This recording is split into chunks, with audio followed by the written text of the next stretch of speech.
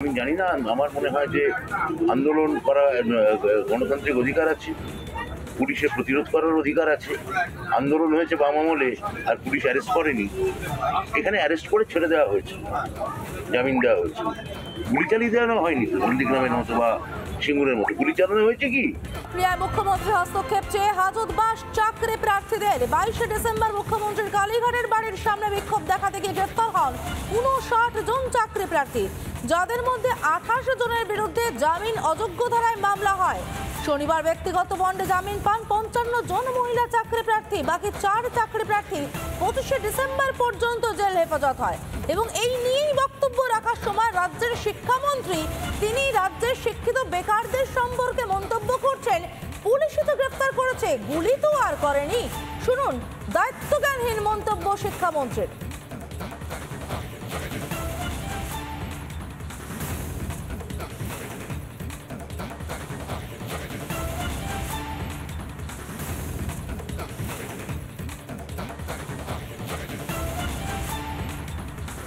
আমি জানি না, আমার মনে হয় যে আন্দোলন করা গণতান্ত্রিক অধিকার আছে, পুলিশের প্রতিরোধ করার অধিকার আছে।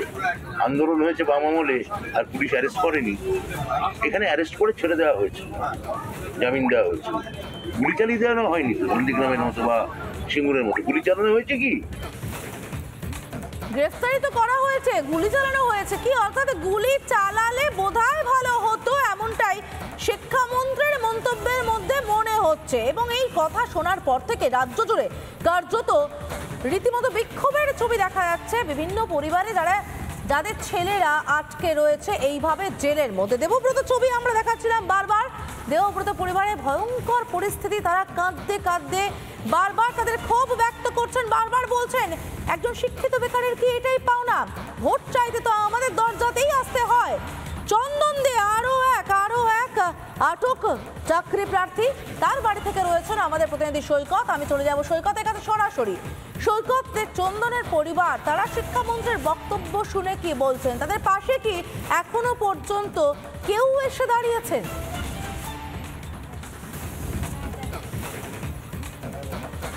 দেখো, এখনো পর্যন্ত কিন্তু কেউই এসে দাঁড়াননি এই চন্দনদের পরিবারের পাশে। চন্দনদের পরিবার শিক্ষামন্ত্রীর যে মন্তব্য, সেই মন্তব্যকে ঘিরে রীতিমতো তারা হতাশ হবেন, নাকি রাখবেন, নাকি কিছু বলবেন, কি বলবেন ভেবে পাচ্ছে না। কারণ একজন শিক্ষামন্ত্রী যদি বলেন যে আন্দোলন তো করা হয়েছে, পুলিশ তো গ্রেপ্তার করেছে, গুলি তো চালায়নি, তাহলে কি গুলি চালালে যদি কোনো একজন চাকরি প্রার্থী বড় কোনো ঘটনা ঘটে তবেই কি চাকরি জুটবে? আমি একটু দেখানোর চেষ্টা করব চন্দনের যে পরিবার, চন্দনের মা, দিদি, কাকিমা, তারা বলতে গেলে শোকে মুহ্যমান হয়ে গেছেন। বসে রয়েছেন তারা, তাদের কথা বলার ভাষা নেই। চন্দনের বাবা একজন বয়স্ক ব্যক্তি, তারা খুব কষ্ট করে এই চন্দনকে মানুষ করেছেন। বয়স্ক ব্যক্তি, তিনি নিজের বাড়ির পাশে যে খড়ের গাদা, সেই খড়ের গাদায় বলতে গেলে এইভাবেই রয়েছেন, তিনি উঠতে পারছেন না। আমি চন্দনের পরিবারের লোকজন, চন্দনের জামাইবাবু, তার সঙ্গে একটু কথা বলবো। চন্দনের বাবা মা দুজনেই এমনিতেই বয়স্ক, তাদের এই প্রাণের প্রিয় ছেলেকে এই অবস্থায় কথা শুনে তারা বাকরুদ্ধ। আপনার কাছে আসবো, আপনি চন্দনের জামাইবাবু। শিক্ষামন্ত্রী বলছেন পুলিশ তো গ্রেপ্তার করেছে, গুলি তো করেনি। তাহলে গুলি করলেই তবেই কি চন্দন সহ যারা চাকরির জন্য আন্দোলন করছে তবেই কি চাকরি পাবে?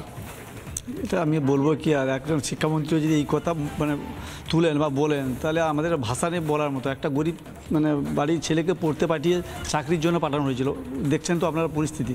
এবার সেভাবে এই পরিস্থিতিতে যদি শিক্ষামন্ত্রী বলেন যে গুলি করলে ভালো হয়, তাহলে শুধু আমার সম্বন্ধে বলে কথা নয়, আর তো অনেকেই আছেন। তাহলে এই পরিস্থিতি তাহলে শিক্ষার জগৎ কী হয় পরিস্থিতি? চাকরি তো দিয়ে দেওয়ার কথা আছে, ভুলে যেতে হবে যা পরিস্থিতি। আসতে তো জেল খাটতে হচ্ছে, আজকে কয়েকদিন খেতে পাচ্ছে কিনা তাও আমরা জানি না, আমরা তো অনেক দূরে আছি। চাকরিও তো কথা বললেই এনে লাস্ট পর্যন্ত কী হবে সেটাই তো ভাবছি আমরা আর কি। শিক্ষামন্ত্রীর এই মন্তব্য দুর্ভাগ্যজনক তো বটেই। সরকার কি সমস্ত লিমিটেশন, সমস্ত লিমিটলেস হয়ে গেছে, সব কিছুর সীমা পার করে গিয়েছে? সীমা পার করে যা প্রস্তাব তো দেখছি তো একই ব্যাপার, পার করানো হয়ে গেছে, সীমা পার করে দিয়েছে। কারণ যেহেতু শিক্ষিত ছেলেদেরকে বলছেন বুলি করার ব্যাপারটা একদম শিক্ষামন্ত্রী নিজে, এবার ছেলেরা গেছে কাছে শিক্ষার জন্য বা শিক্ষিত মানে মাস্টারের জন্য তো গেছে তারা, তাহলে এই তো পরিস্থিতি হচ্ছে, তাহলে কী করে ছেলেরা মানুষ হবে, পড়াশোনা করবে, এইটাই ভাবছি আমরা।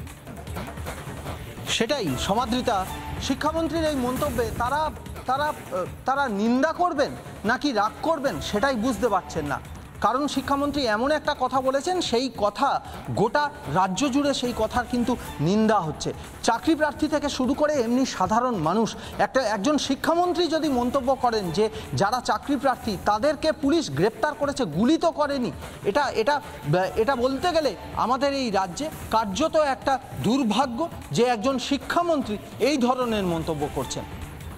একদমই সৈকত, ধন্যবাদ তোমাকে। এবং চন্দনের বাড়ির এলাকার সাংসদ দিলীপ ঘোষ, ফোনে উনি চন্দনের বাবার সঙ্গে কথা বলেন আমাদের প্রতিনিধির মাধ্যমেই, এবং পাশে থাকার আশ্বাসও দেন, বাড়িতে এসে দেখা করবেনও বলেন, পাশাপাশি যে কোনো সমস্যায় পাশে থাকার আশ্বাস দিয়েছেন দিলীপ ঘোষ। আমাদের প্রতিনিধি সৈকতের মাধ্যমেই পরিবারের সঙ্গে কথা বলেন দিলীপ ঘোষ।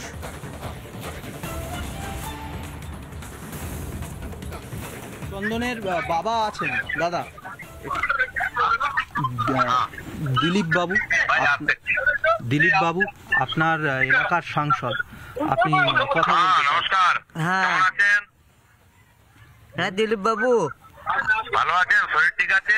হ্যাঁ, যা হোক আজ আমাদের বাবু আমি হাঁটতে পারিনি সেরকম, আর যা হোক কোনো রকম, আর টকাটা যাইছিল পূজা দিবে বলি কি, তারপরে সেইখানে পুলিশ অ্যারেস্ট করে এখন জেলে আছে। ওকে একটু আছে না বেল হয়েছে? জেলে আছে। জেলে আছে এখনো? হ্যাঁ, তারপরে সেখান থেকে ছাড় করা যে একজন ছেলে আমার, একজন মেয়ে, আর সেই চাকরির জন্য বা কি আমি বলতে পারবো না, তার মতো লুকিয়ে এখন বিএড করে বসে আছে গ্রাজুয়েট হয়ে। আর তারপরে আপনি তাকে যা ব্যবস্থা করুন একটু। আমি যাবো, বাড়িতে যাবো, আপনাদের সঙ্গে দেখা করবো। হ্যাঁ হ্যাঁ আসুন, নাহলে সেখান থেকে বলুন। দেখা হবে। হ্যাঁ দেখা হবে। বলবেন আমার সঙ্গে যোগাযোগ করতে, আমার ফোন নম্বর। আর দিদিকে এটা অনুরোধ করে বলছি তাকে ছেড়ে দিন। এবং ঠিক আছে, আমি দেখছি কি কেস আছে, কে দেখছি, আমি কই নিচ্ছি, একটু বলবেন আমার সঙ্গে যোগাযোগ করতে। হ্যাঁ ঠিক আছে, ঠিক। আচ্ছা, ভালো থাকবেন। পরিস্থিতি মহিলা পুলিশ যারা রয়েছেন তারা রীতিমতো। এরপরে দিলীপ ঘোষের কাছে পৌঁছে যান আমাদের আর এক প্রতিনিধি দিলীপ ঘোষ, তাকে কি বলেন শুনুন।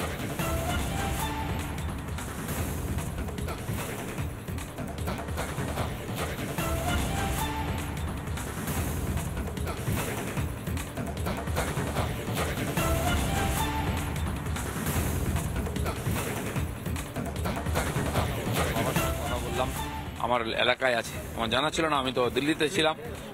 আজকেই শুনলাম যে আমার ওখানকার একজন ছেলে সে অ্যারেস্ট হয়েছে, জেলে আছে, এখনো বেল হয়নি, তাদেরকে উল্টাপাল্টা কেস দেওয়া হয়েছে। আমরা তাকেও সাহায্য করব যাতে তার বেল হয়ে যায়, কে উকিল ইত্যাদি আমার জানা নেই, আমি খোঁজ খবর নিচ্ছি ওখানে।